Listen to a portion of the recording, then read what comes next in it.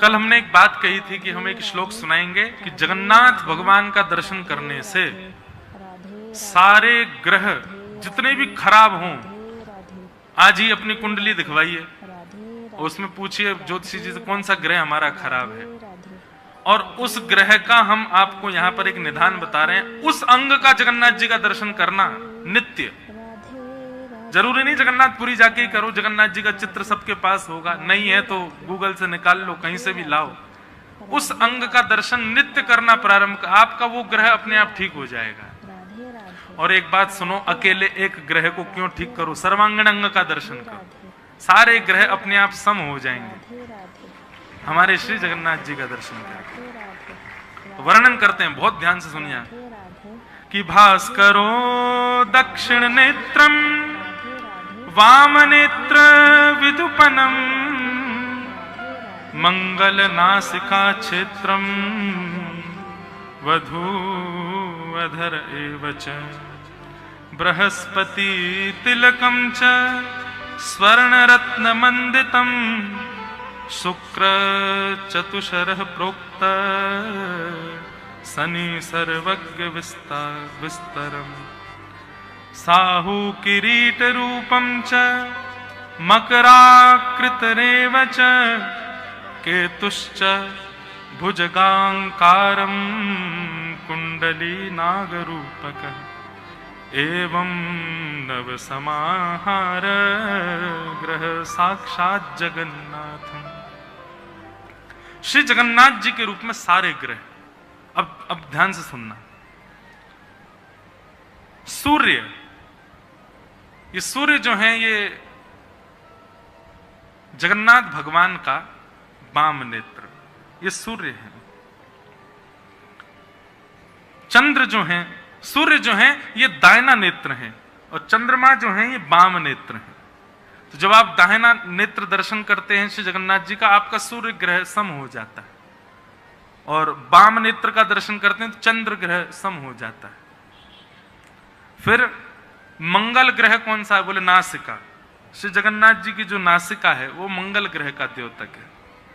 बुध भगवान का जो मुंह है, मतलब मुखमंडल, वो बुध का स्वरूप है श्री जगन्नाथ जी का। बृहस्पति यानी कि गुरु, वो महाप्रभु श्री जगन्नाथ जी का जो स्वर्ण तिलक है जिसमें हीरा मंडित होता है, वो भगवान का यहां स्वर्ण तिलक धारण करते हैं, उसमें बृहस्पति का निवास है, उससे बृहस्पति ग्रह शुद्ध हो जाता है। शुक्र,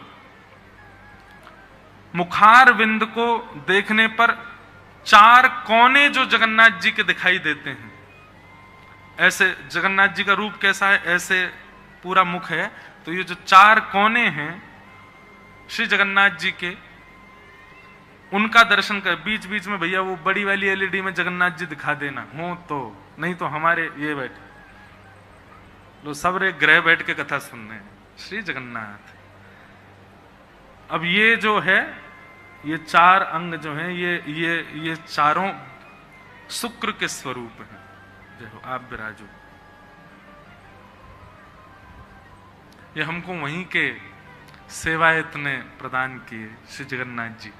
बोले इसके भाव से नित्य श्री जगन्नाथ जी आपकी कथा में रहेंगे, तो बहुत सुख मिलता है। श्री जगन्नाथ महाप्रभु कथा श्रवण करते हैं तो शुक्र यानी कि मुखमंडल के जो चारों कोने हैं उनका दर्शन करने से शुक्र ग्रह शुद्ध होता है। फिर मुखमंडल पर जो कालीमा है, जो कृष्ण वर्ण है श्री जगन्नाथ जी का, उस कृष्ण वर्ण का दर्शन करने से शनि की दशा खत्म हो जाती है। किसी को शनि, अच्छा एक बात कहें, शनि की दशा 7.5 आदि ये बुरी नहीं होती है। शनि की 7.5 किसी की चल रही हो और उसका कर्म बुरा हो तो शनि बुरे होते हैं। यदि शनि की 7.5 आ जाए और व्यक्ति का कर्म शुद्ध हो तो शनि 7.5 बहुत ऊंचाई पर भी पहुंचा देती है। तो शनि किसी के यदि थोड़े गड़बड़ा रहे हों तो श्री जगन्नाथ जी के मुखमंडल पर कृष्ण वर्ण यानी कि काली, जो काला स्वरूप है जगन्नाथ जी का, उसका दर्शन करो। राहु, मुखार बिंद पर स्वर्ण आकार की जो रेखाएं हैं वो राहु का दर्शन, राहु को सम करती हैं। और केतु मुखार बिंद के नीचे का स्वरूप भाग जो है वो यहां पर केतु को शुद्ध करता है। इस प्रकार श्री जगन्नाथ जी का जो सर्वांगीण विग्रह है उसका नित्य दर्शन करने से आपके सारे जितने भी ग्रह हैं वो सब सम हो जाते हैं, अनुकूल हो जाते हैं। अच्छा, अनुकूल का मतलब ये नहीं है कि आपको करोड़ों का प्रॉफिट रोज होगा।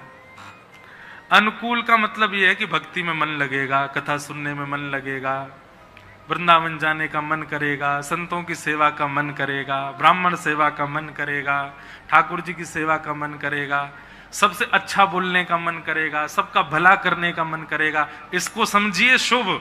ये शुभ का मतलब ये नहीं होता घर बन गए, प्रॉपर्टी मिल गई, बहुत सारा धन आ गया, ये शुभ नहीं होता है। ये संसार के कर्मों से मिलने वाली, संसार में फंसने वाली रीति है। ये लोग बताओ कितने आज लोग उसको शुभ मानते हैं जो बहुत संपत्तिवान हो। संपत्तिवान शुभ नहीं होता है, भक्तिवान व्यक्ति शुभ होता है। श्री जगन्नाथ जी का नित्य दर्शन करने से आपके समस्त ग्रह आपको वैष्णव बनाएंगे, इसलिए जगन्नाथ जी का नित्य दर्शन करना है। तो ऐसे महाप्रभु जी को हमने कल कहा था, इसलिए हमने आज उस भाव को रखा। उनको हम बारंबार प्रणाम करते हैं। बोलो जगन्नाथ महाप्रभु की। नित्य जगन्नाथ जी का दर्शन किया करो। अपने घर में ठाकुर जी के श्री मंदिर में श्री जगन्नाथ जी का स्वरूप निश्चित विराजमान रखो।